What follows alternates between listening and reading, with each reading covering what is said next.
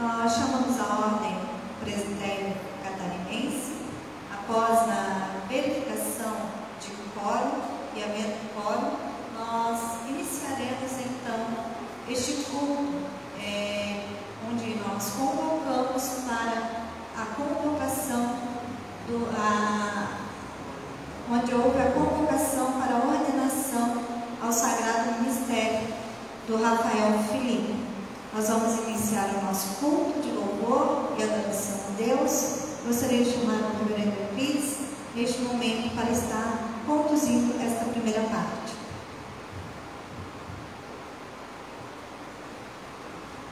Graça e paz, irmãos.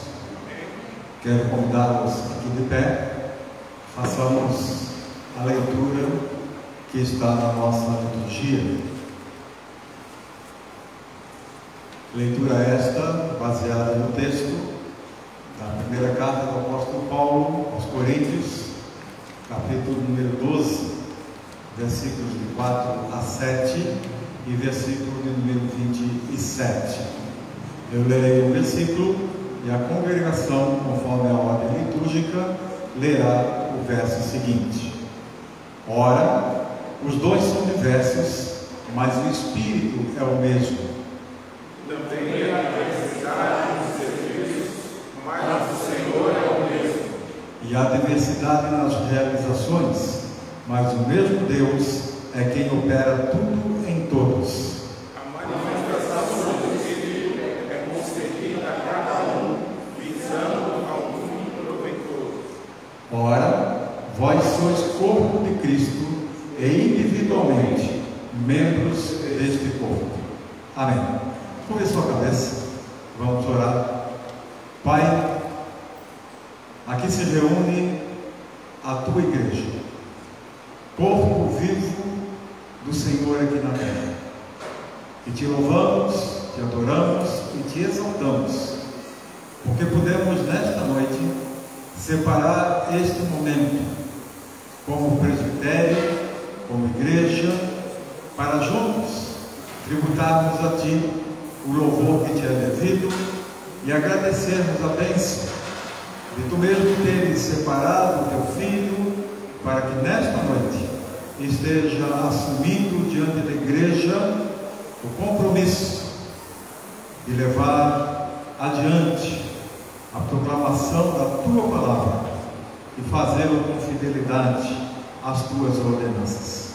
Portanto, colocamos cada ato deste culto diante de ti e queremos nos submeter à tua soberania, em o nome de Jesus. Amém.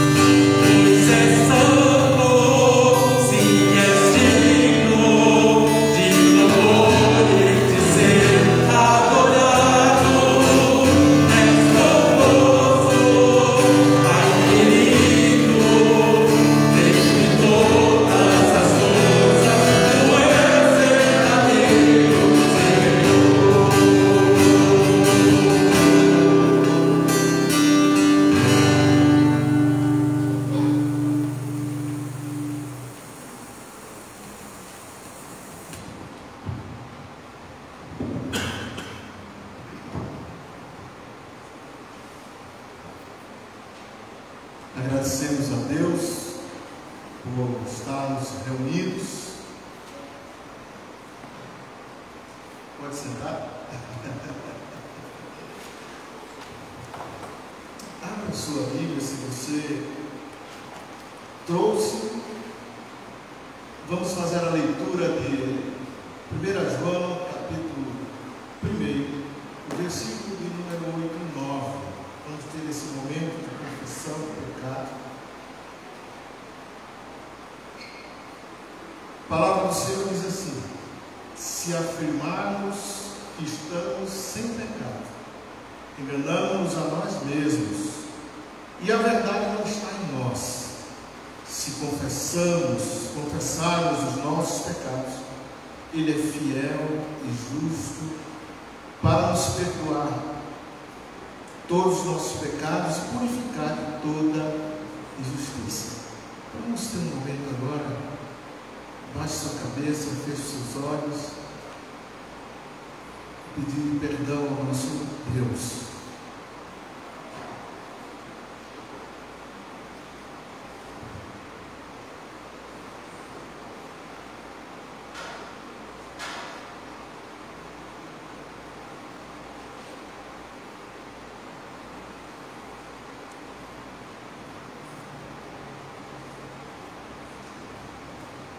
Pai bondoso, Pai querido, queremos te agradecer porque sabemos que tu és um Deus que perdoa os nossos pecados.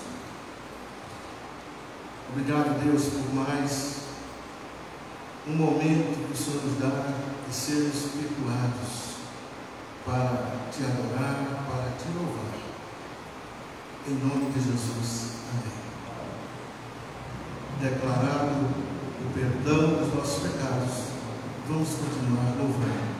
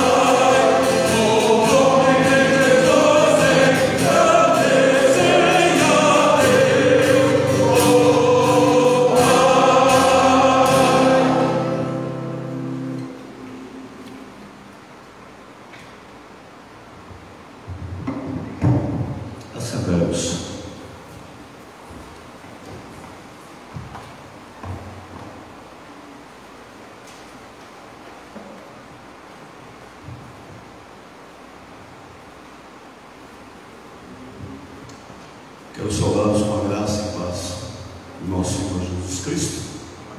Essa paz que o mundo não traz, essa paz que excede o entendimento, é a paz que vem de Deus aos nossos corações. E nessa paz nos reunimos para glorificar aquele que nos fez, aquele que nos criou e principalmente aquele que nos amou até a morte e morte de cruz. Louvo a Deus pela oportunidade de estar nesse culto, nessa reunião de presbitério, nesse momento tão solene. Quero agradecer a Deus porque Ele tem sido fiel às nossas vidas. E também agradecer ao nosso irmão Rafael, que estará sendo ordenado nesta noite. E louvamos a Deus por sua vida e pelas conquistas que Ele tem nos dado. Eu quero convidá-los a fecharem seus olhos. Queremos orar para que o Espírito que inspirou a palavra possa iluminar o nosso coração. Feche seus olhos. Espírito Santo, Tu que és Consolador, venha, Senhor, nesse momento, de poder e graça, trazer luz à Tua palavra. Muito mais luz ao meu coração e ao coração de meus irmãos, ó Pai. Desde já, em Cristo Jesus, somos gratos, porque Tu nos tirou das trevas e nos trouxe para a Tua maravilhosa luz. E que essa luz possa iluminar a nossa mente, que essa luz possa iluminar o nosso coração, e que a Tua palavra venha arder em nós e nos transformar e nos levar, Senhor, a novas atitudes e principalmente a sermos mais imitadores de Cristo Jesus, sermos mais próximos daquilo que o Senhor Jesus quis que pudéssemos ser e que tem trabalhado através do Espírito para que sejamos. Portanto, a Ti, ó Cordeiro, toda honra, toda glória, todo louvor, e em Teu nome nós oramos. Amém.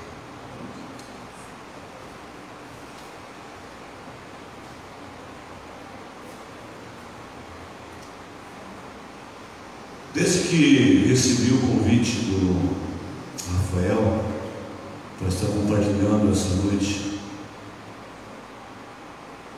algo que Deus possa marcar em nós, eu pensei em muitas coisas.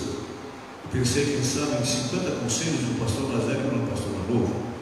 A gente ia ficar aqui até amanhã de manhã, né? Mas 50, 100 conselhos, seriam tantos os conselhos.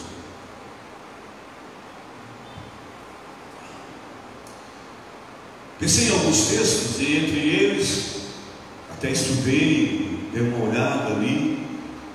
Pensei em falar no chamado de Elias, que através de Eliseu, Deus conduz, ao contrário, Elias conduz até Eliseu, e Elias então joga a manta, ou joga o seu casaco sobre Eliseu. Pensei nisso, e de repente jogar o meu também, mas daí pensei no mineirinho, disse, não, pode dar alguma coisa errada, isso não vai ser legal. Quem joga paletó não somos nós, né, amados? Graças a Deus não somos nós. Pensei também no texto em 2 Timóteo, capítulo 2, um texto que eu amo demais, o qual eu trago no meu coração há muito tempo, e fui me debatendo, e lendo um pouquinho mais Timóteo, eu cheguei então no capítulo 4, e aí então meu coração sossegou. Quando eu li essas palavras, meu coração sossegou, e eu dei graças a Deus porque entendi que era nessa direção que nós deveríamos conversar e ministrar, e também para que sirva de alguns conselhos para este jovem pastor. E o texto de 2 Timóteo, capítulo 4, verso 1 ao 5, eu escolhi essa perícope, alguns vão até o verso 8, mas alguns editores, né? Inclusive esse editor desta Bíblia, ele opta por ir até o verso 8, mas eu entendi que a porção que devemos trabalhar é até o verso 5. E esse editor traz como título desse capítulo, dessa primeira perícope, que ele vai até o verso 8, ele pôs o título de A Fidelidade na Pregação. Eu, à guisa de um título, quero chamar de que o pastor deve ter cuidado com a sua vida e com a palavra. E o texto diz assim, o texto do pastor mais experiente, orientando o pastor mais novo desde a primeira carta. A preocupação de Paulo é encaminhar esse pastor, é fazer que esse pastor tenha menos menos dificuldades e problemas diante do ministério, o qual Paulo sabia que era árduo. Ele tinha conhecido, ele trazia sobre si as marcas do ministério, ele trazia sobre si as marcas da caminhada. Então ele quer colocar e pôr ao coração e mente desse jovem pastor algumas questões dos quais ele possa trabalhar e não sofrer tanto como o seu tutor, o seu orientador. E nesse texto então Paulo diz assim: diante de Deus e de Cristo Jesus, que há de julgar vivos e mortos pela sua manifestação, algumas traduções dizem pela sua vinda e pelo seu reino, peço a você com insistência. A tradução mais antiga diz insta. Peço a você com insistência que pregue a palavra. Insista, quer seja oportuno, quer não, corrija, repreenda e exorte com toda a paciência e doutrina, pois virá o tempo em que não suportarão a sã doutrina. Pelo contrário, se rodearão de mestres segundo suas próprias cobiças, em algumas traduções seus próprios desejos, como que sentindo coceira nos ouvidos. Eles se recusarão a dar ouvidos à verdade, entregando-se a fábulas. A tradução da Bíblia de Jerusalém diz a mitos, entregando-se a mitos, a fábulas. Você Timóteo, você Rafael, porém, seja sóbrio em todas as coisas, suporte as aflições, faça o trabalho do evangelista, cumpra plenamente o seu ministério. Amém? Já que oramos, louvamos a Deus pela sua presença. Eu vou ser breve. Eu pensei em trazer um pouco do contexto histórico, mas vou dar algumas pinceladas nesse contexto. Primeiro, um contexto sobre Timóteo. O que sabemos de Timóteo? Sabemos que Timóteo conhece a fé em Jesus desde pequeno, desde criança. Paulo se refere à sua avó e à sua mãe. E Paulo, na primeira carta, diz: olha, não esqueça da fé dos seus antepassados, não esqueça da fé de sua mãe e de sua avó. Ele cresce então nesse ambiente de amor à palavra, de amor ao Senhor Jesus. Timóteo também, ele, quando conduzido ao ministério, Paulo traz na primeira carta a cobra que ele traga à memória o momento em que ele foi ordenado e com imposição de suas mãos e do presbitério, para que ele pudesse cumprir a sua caminhada. Timóteo é deixado para que pudesse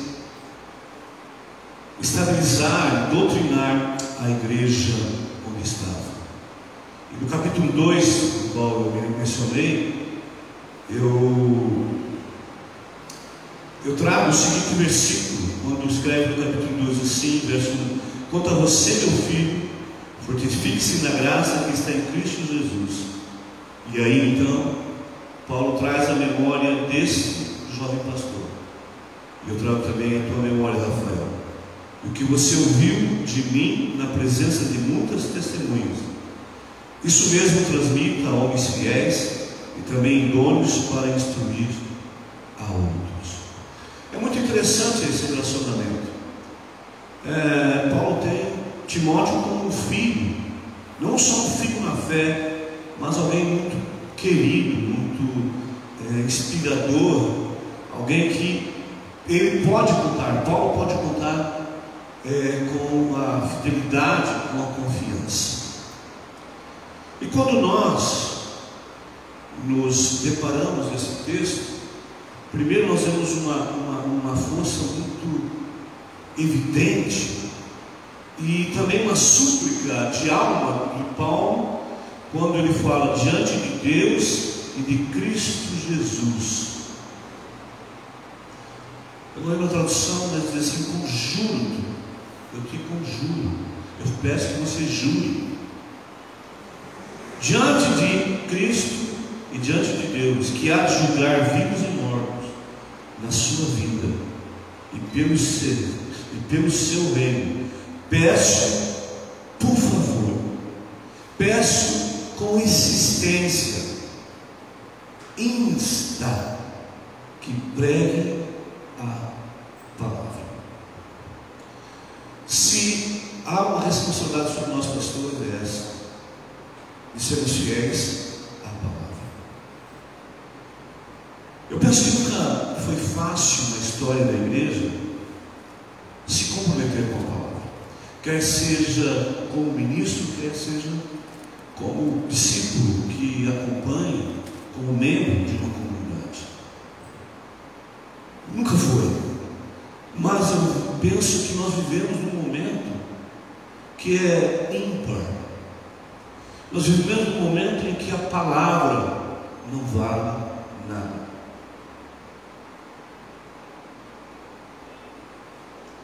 Vivemos num momento em que o arguto Rui Barbosa, há 200 anos atrás, já saía com essa pérola, onde ele dizia assim: vai chegar um tempo em que o homem honesto terá vergonha de sua honestidade. Vivemos a plenitude desse momento. O homem honesto é um homem que honra a sua palavra. Eu lembro do meu avô, e morei com meu avô 2 anos, e algumas coisas que recebi como conselho do meu avô foi essa: Israel, o homem vale a sua palavra. O que o homem tem de mais valor é a palavra. Se consideramos a palavra de um homem, ou se consideravam a palavra de um homem com valor, quanto mais a palavra de Deus. É claro que hoje a palavra do homem não vale nada, né? Eu tive um momento da minha vida em que o Reverendo Godoy, sobrinho, o Reverendo Godoy disse assim: Israel, hoje tem que ser tudo branco, escrito e assinado. E ainda assim, então, amados, se há um momento em que a palavra ela está num beco, em uma parede para a execução, é esse momento. Se já não executar, nós ouvimos tantas palavras,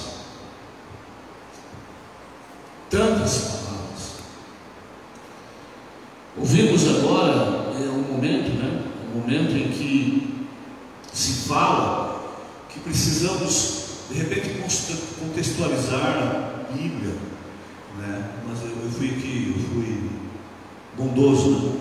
Porque o que eles querem é atualizar, né? Tem alguns segmentos que querem atualizar porque a Bíblia ela não é tão politicamente correta com alguns grupos, com as minorias, e não é bem assim.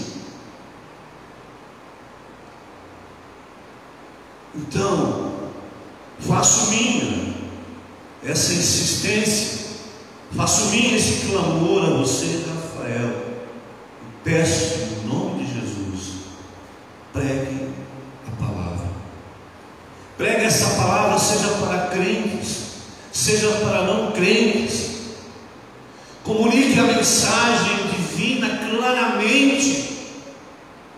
Comunique a essência disso, para que possa fluir transformação no teu povo, na tua comunidade e ao redor de você.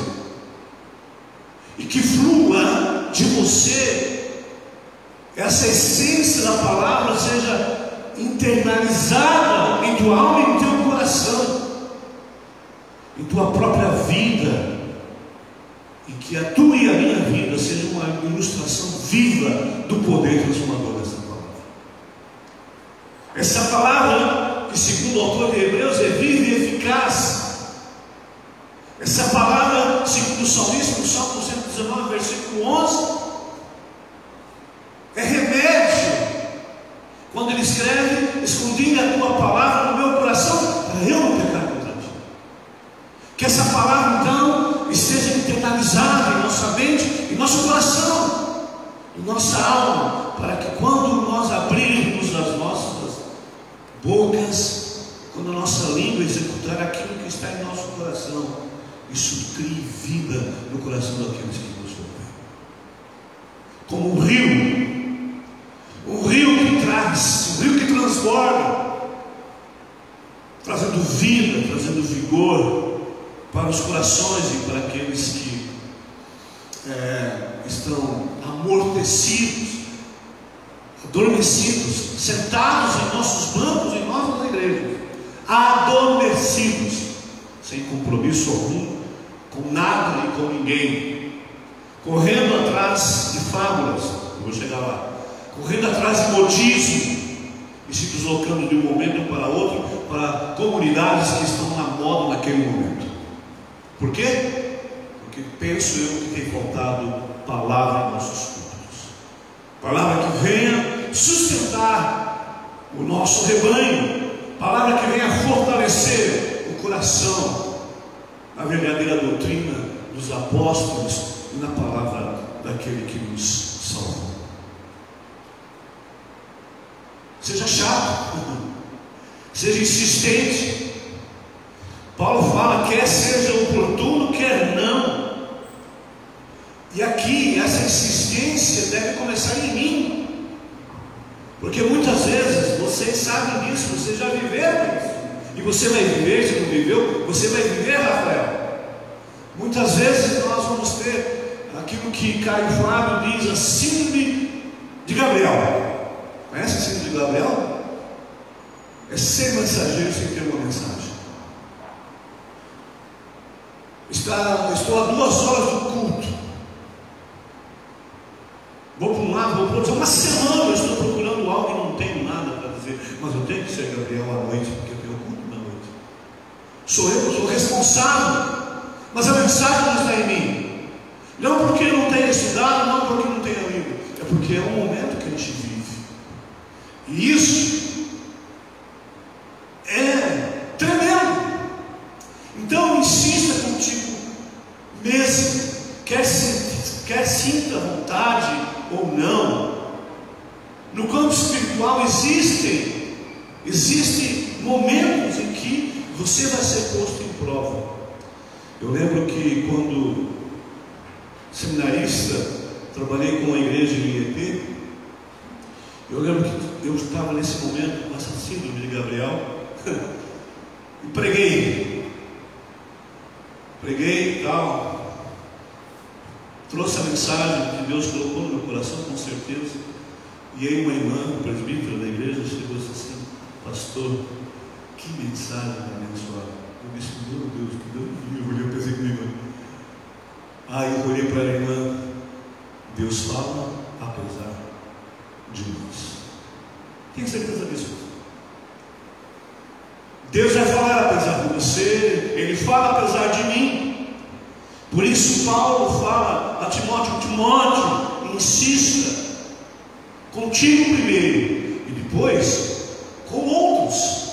Por quê? Porque existem pessoas inaproveitáveis que não querem ouvir, pessoas que são espiritualmente decrépitas, que se recusam a fazer qualquer coisa, a menos que sinta uma inspiração sobrenatural. Sabe aquele que quer sentir um arrepio? E o nosso povo hoje tem muita gente procurando os arrepios da vida. São essas pessoas as quais, entre aspas, eu digo, inaproveitáveis na fé.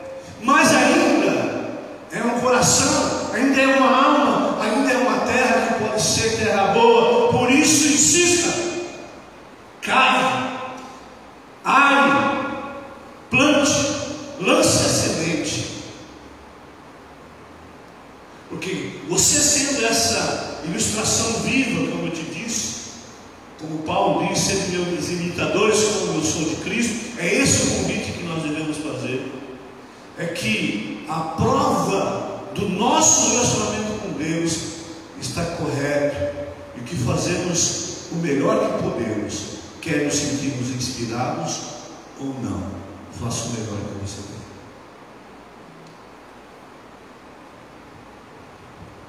Tudo para Ele, tudo por Ele, para Ele todas as coisas. E aí então Paulo vai dizer: corrija, repreenda, exorte. Três verbos no indicativo, três verbos fortes. E o primeiro diz: corrige. E quando Paulo fala em correção, ele está falando em apelo para a razão. A correção é apelar à razão. Eu sou emotivo, e com os anos mais chorão. Ele vai ficando mais chorão. E às vezes eu pego uma coisa para ler e começo a chorar. Meu Deus, que coisa feia. Então a gente tem que cuidar. Nós latinos, né, temos a emoção à flor da pele. E nós vemos hoje uma igreja com um apelo emocional muito forte. E aí então nós vemos aí a teologia do coach, essa teologia do bem-estar, essa teologia da saúde, essa teologia de que você é o centro do universo, você é o centro do coração de Deus. Não é Jesus que tem que ser o centro do teu coração, não, você é o centro. Sabe, esse apelo à alma, esse apelo à psique, esse apelo à emoção, a alisar o ego. Não, corrige.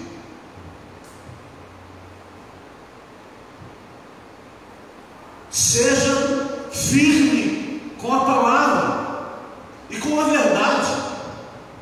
Por mais que a verdade esteja sendo questionada, mas ela sempre foi.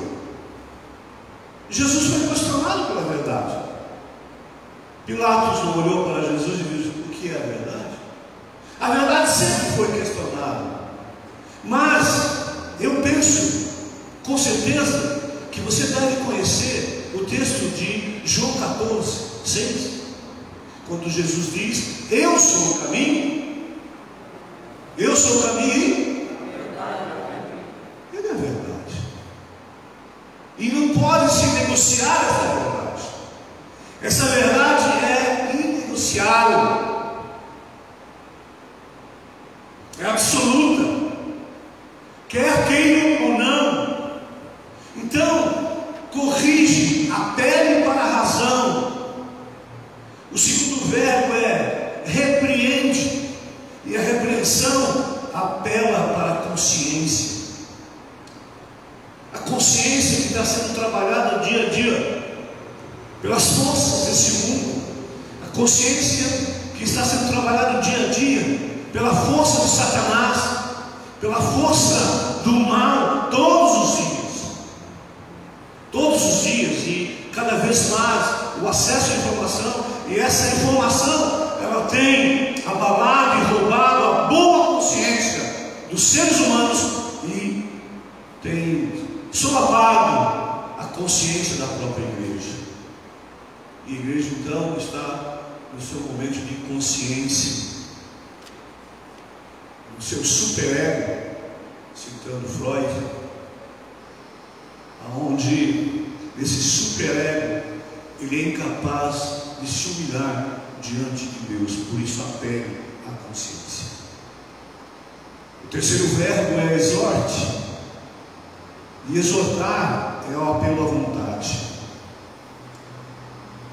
Spurgeon, ele escreve algo muito interessante. Ele diz que, deixa eu ver se eu anotei aqui. Ele diz o seguinte: não corrija como um simples discurso, mas ponha argumento em sua exortação.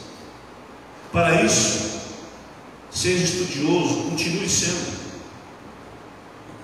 Busque alguém que possa te pastorear. Eu sinto muito isso. Até hoje eu não tive alguém que pudesse me mentorear. Não sei, Deus talvez vai me dar alguém ainda. Mas talvez alguns, acho que não precisa. Quem sabe? Então a correção, ela vem para mexer com a vontade. E amados, há muitas coisas que a gente diz que é pela fé, mas é a vontade. Por exemplo, até alguns dizem que tem algumas coisas que são dom, né? Eu sei que eu preciso evangelizar, a igreja sabe que precisa evangelizar. O que você ouve? Eu não tenho dom. Mas quem disse que evangelização é dom, é mandamento? Aqui Paulo está dizendo: cumpre o trabalho de evangelista. Aqui Paulo está dizendo: pregue a palavra. Em tempo oportuno, não é dom, é vontade sob a ação do Espírito Santo. Por exemplo, tem algumas pessoas que têm uma dificuldade muito grande para perdoar e dizem assim: pastor, eu preciso sentir. Tá bom, tu vai levar para o inferno, porque o sentimento a gente não sente, porque eu sinto a vontade de matar o cara que eu estou com raiva. Eu não sinto vontade de perdoar. Você não sente vontade de perdoar. Perdoar é um sentimento. Perdoar é uma atitude. Perdoar é uma atitude. E essa atitude vem da vontade. Assim como também ser fiel à minha esposa. É uma vontade minha. Eu quero ser fiel. Eu decidi ser fiel. Como ser dizimista, é uma decisão da minha vontade sob a ação do Espírito Santo. Decidir, eu sou dizimista. Mesmo que eu ouça esse papo que é coisa do Antigo Testamento, porque não, isso não importa para mim, é decisão minha, da minha vontade sob a luz do Espírito Santo. Então, meu querido, pense bem nessa questão da exortação. Corrige apelando à razão, repreende apelando à consciência, e exorte apelando à vontade. Quero passar rápido por esse momento aqui. Paulo diz nos versos 4, verso 3, 4, 4, 5, no 5, depois eu vou parar um pouquinho. Ele diz algo assim que dói no meu coração. Porque eu vejo isso todos os dias. Não sei se vocês veem, talvez na igreja de vocês isso não aconteça. Talvez só lá na terceira igreja. Não suportarão a sã doutrina.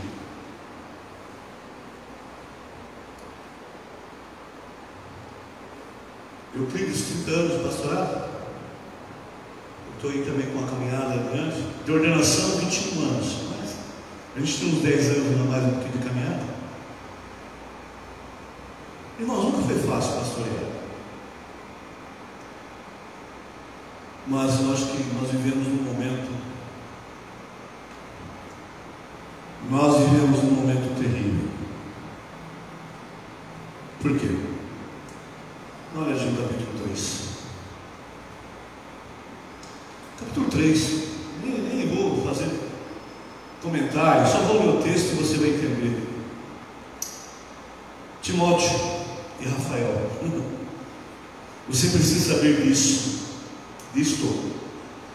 Nos últimos dias sobrevirão tempos difíceis, pois os homens serão egoístas, avarentos, homens orgulhosos, homens arrogantes, blasfemadores, desobedientes aos pais, ingratos e irreligiosos, sem afeição natural, implacáveis, caluniadores, sem domínio de si, cruéis, inimigos do bem, traidores atrevidos, convencidos, mais amigos dos prazeres do que amigos de Deus, tendo forma de piedade, negando-lhe, entretanto, o poder. Fique longe também destes, pois entre estes encontram os que se infiltram nas casas e conseguem cativar mulherinhas sobrecarregadas de pecados, que são levados por todo tipo de desejos, que estão sempre aprendendo e nunca conseguem chegar ao conhecimento da verdade. E do mesmo modo que Janes e Jambres resistiram a Moisés, também estes resistem à verdade. Aí, acho que a releitura do século XXI, feita no primeiro século. Aí, se você quer uma palavra profética, eu não quero uma palavra profética. Por que palavra profética? Por quê? Não preciso procurar a irmã Mariazinha, o irmão Joãozinho, não preciso procurar para levar uma profetada. Está aqui a palavra profética. Saiba disso. Tu também, né? Já escapou. Eu estou quase lá, porque está difícil. Então, o que eu sinto como responsabilidade para você e para vocês que estão ainda aí, para mim ainda que um pouco mais, e também uma responsabilidade que eu quero lançar ao reverendo Luiz: ore por nós, jejue por nós. É que nós temos que fazer, os mais velhos temos que fazer isso pelos mais novos. Porque nós vivemos os nossos momentos de dificuldade, mas nunca vivemos um momento tão difícil. E está aqui, sabe? Traidores, convencidos, donos da verdade, entregando-se a fábulas, correndo atrás de mitos. Olha o que Paulo escreve no capítulo 2, no verso 14. Ele vai escrever o seguinte: lembre a todas essas coisas, dando testemunho solene diante de Deus, para que evite conflitos de palavras, pois isso não serve para nada, a não ser para prejudicar os ouvintes. Procure apresentar-se a Deus aprovado como obreiro que não tem que se envergonhar, que maneja bem a palavra da verdade. Evite, pelo amor de Deus, e como dizia o filósofo, pelo amor dos meus filhinhos, evite igualmente os falatórios inúteis e profanos, pois os que se entregam a isso avançarão cada vez mais na impiedade. Além disso, a linguagem deles corrói como câncer. E entre esses estão aí, que se desviaram da verdade, dizendo que a ressurreição já aconteceu, e que estão pervertendo alguns da sua fé. Você, portanto, firme o fundamento de Deus e permaneça. Cada vez mais eu tenho me dado a oportunidade de estudar e ler Tito, 1 Timóteo, 2 Timóteo. E agora eu quero ir para a última parte. Tem mais coisas para falar, mas essa aqui é muito importante. Por quê? Porque se eu vejo Paulo pedindo, clamando para que você e eu, nós, tenhamos um zelo muito grande com a palavra, e depois então ele mostra o que vivemos, as circunstâncias que vivemos, e as pessoas que vivem, essas pessoas que dão ouvidos aos mitos, às fábulas.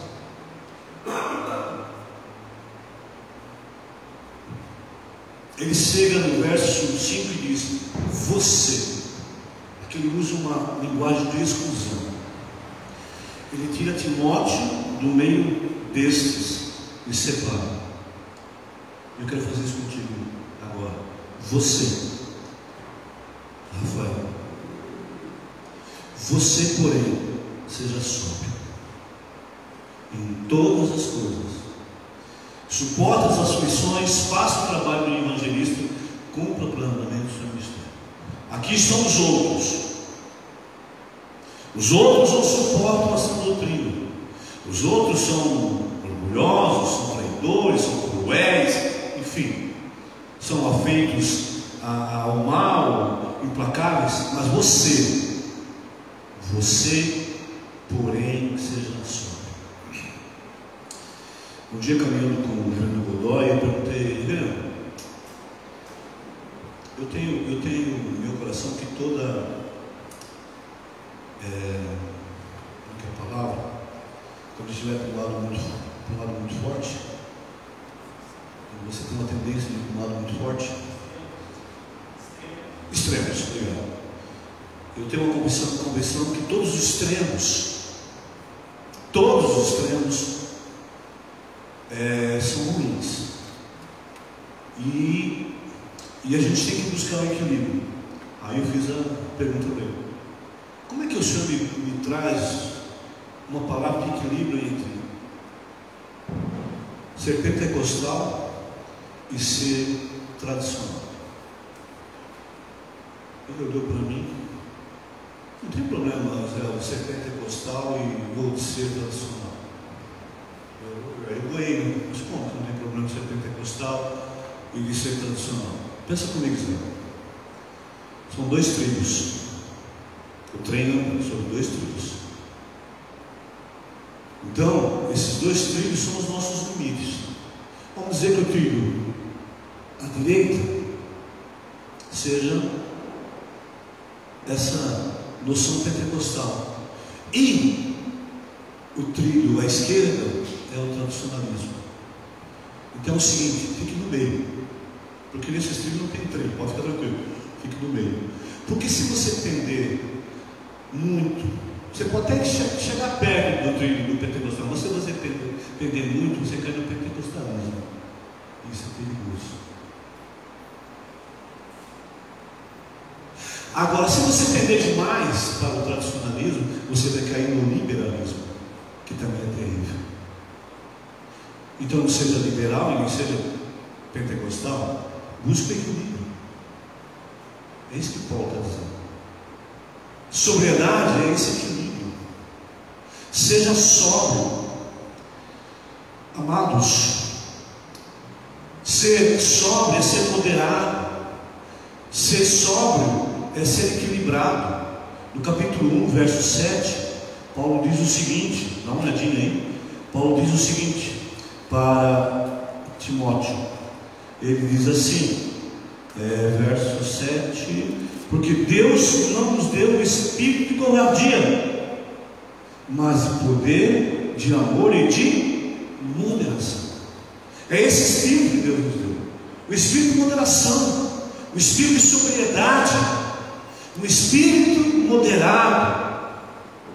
E ele diz que temos que ser em todas as coisas, não é em algumas coisas. Em algumas coisas em outras eu chuto a barraca. É em todas as coisas. A moderação, o equilíbrio, a sobriedade tem que ser todas as coisas. Ou seja, isto requer abraçar a genialidade do E no lugar da tirania do O, como diz Jim Collins. Ou seja, o E sempre vai dizer, o E me traz o equilíbrio. Eu tenho que ser assim e assim. Não posso ser assim ou assim. Se eu tenho como vontade e como conhecimento de que a doutrina calvinista, de que a doutrina da minha igreja, ela é sã, ela é cristã, é ela, não é ou ela ou, eu não posso ser, ou seja, a maioria das verdades do reino de Deus e na descrição de Deus tem verdades ou princípios impostos igualmente importados. Então, em vez de cair em um extremo no outro, precisamos descobrir Cuidado. Cuidado, porque estamos rodeados. O Evangelho no Brasil é sincretista. O Evangelho no Brasil é sincretista. Não sei hoje, mas eu já vivi alguns momentos em membros da igreja. Vim pedir oração pelo bebê, pela filha, e uma semana depois eu soube que ela tinha ido consultar a vovó Maria para levar um passe. A dona Maria levou a filha para dar um passe.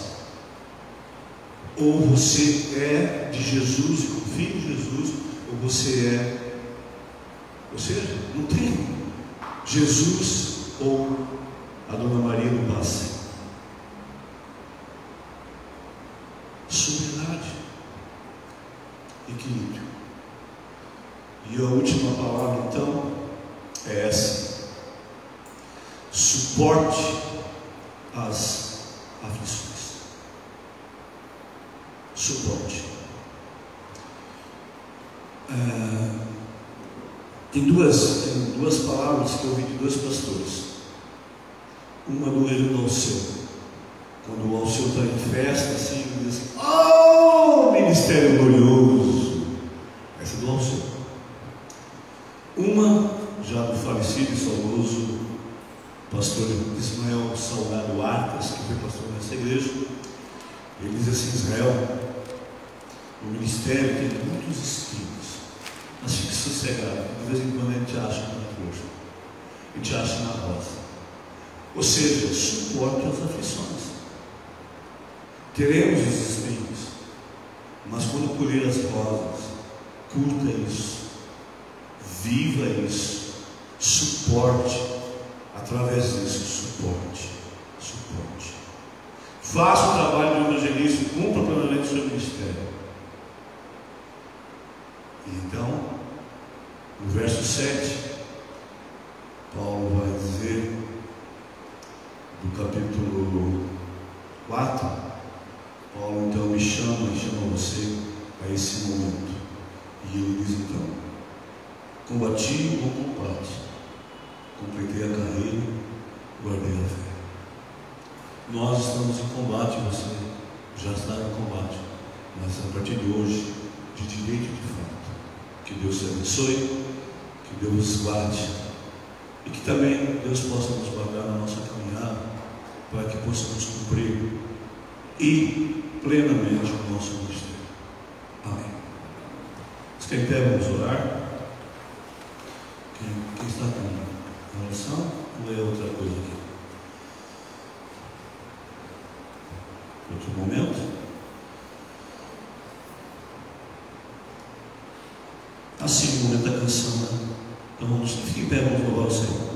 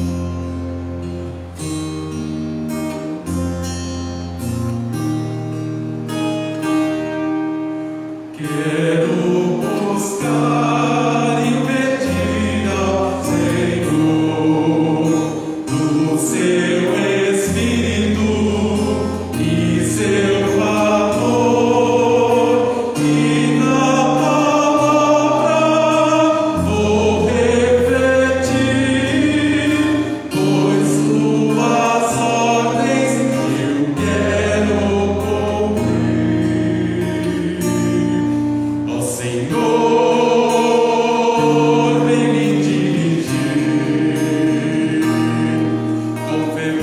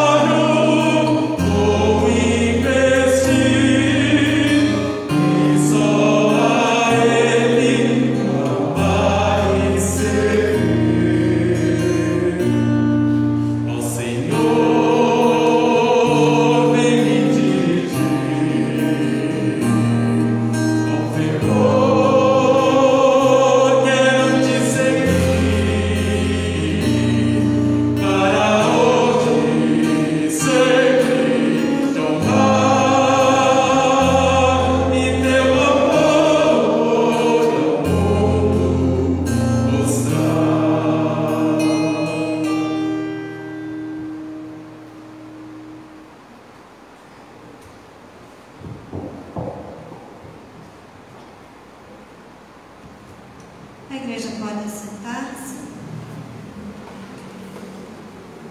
Respondemos à chamada de Deus. Presbitério catarinense, observando as disposições da Constituição da Igreja Presbiteriana Independente do Brasil, resolveu proceder à ordenação do irmão Rafael Felipe. Aqui comparecem os representantes do presbitério, bem como o povo de Deus, do meio do qual se erguem aqueles que respondem positivamente à vocação para a missão do pastoreio e do envio. Eu gostaria de convidar o secretário executivo a conduzir o candidato até a frente.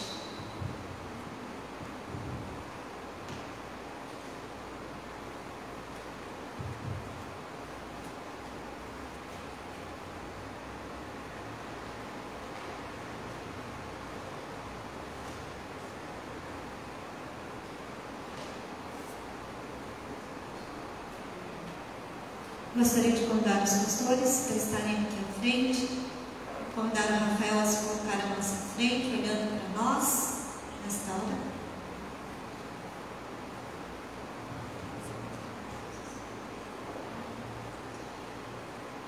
O lugar do ministro da palavra e dos sacramentos é de grande importância na vida do povo de Deus.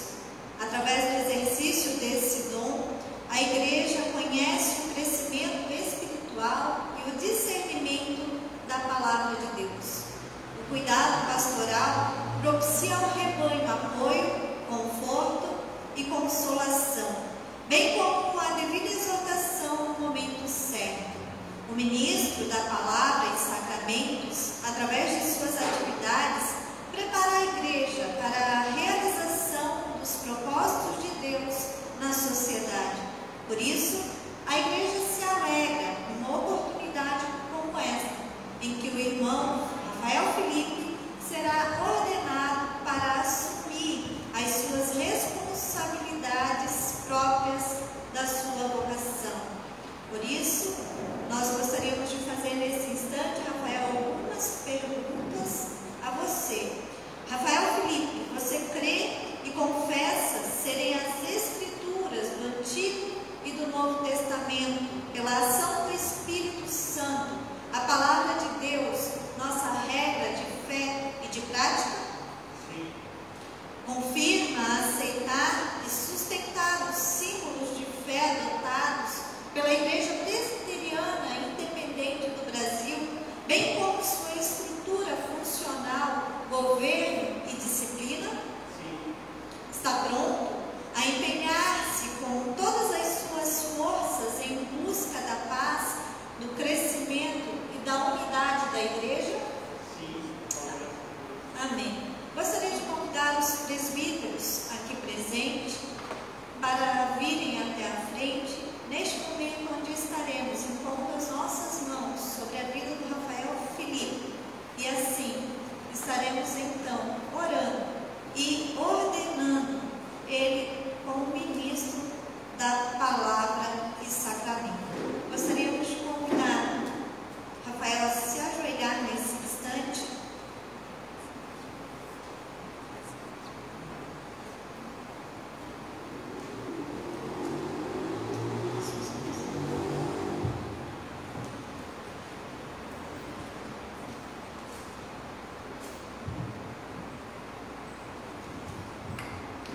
Deus Altíssimo, faze, ó Pai, com que neste momento, quando estamos com as nossas mãos impostas sobre a vida do Teu servo que se encontra de joelhos, Senhor, que nós possamos nesse momento, ó Pai, poder consagrar a vida do Teu ungido para o sagrado ministério.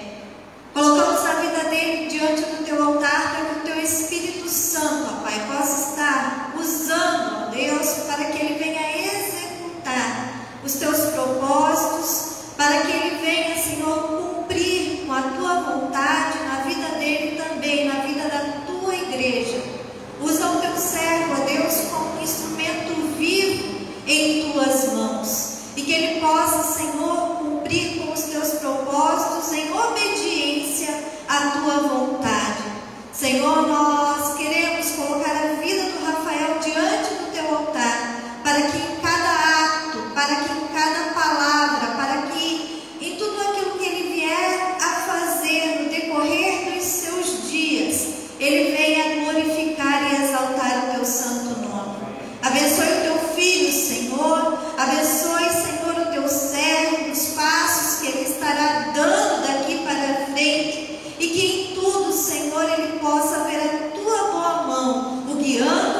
o instruindo e lhe dando sabedoria e discernimento para que ele venha conduzir o teu rebanho. Oramos, ó Deus, agradecidos no nome santo e precioso de Jesus Cristo, nosso Senhor, nosso Salvador. Amém.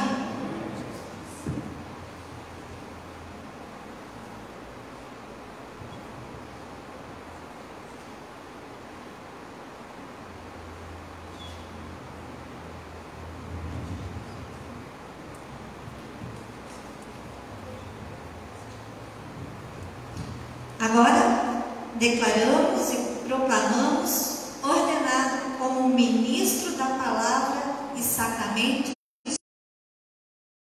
Encoraja, que nos confronta, e a nossa oração como teus discípulos e discípulas, como filhos do Senhor, é que o Senhor, ó Deus, cada vez mais encoraje o teu povo a sermos fiéis na pregação e na encarnação do teu Evangelho, enquanto estivermos neste mundo. Que Cristo Jesus seja honrado, adorado, e que o teu reino, Senhor, de justiça, de alegria e de paz, venha realmente a crescer no nosso meio. Nós oramos em nome de Jesus. Amém. Amém. Senhor Deus, tu me chamaste para esta obra. Agora ajuda-me a cumpri-la com alegria, dedicação e responsabilidade. Amém. Abençoa o teu servo, para que a sua oração se cumpra. Faz-nos igreja obediente e bons companheiros de nossos líderes. Por Jesus Cristo, nosso Salvador. Amém. Fiquemos em pé, queridos irmãos e irmãs, e cantemos o pendão real, o hino oficial da nossa amada e querida Brasil.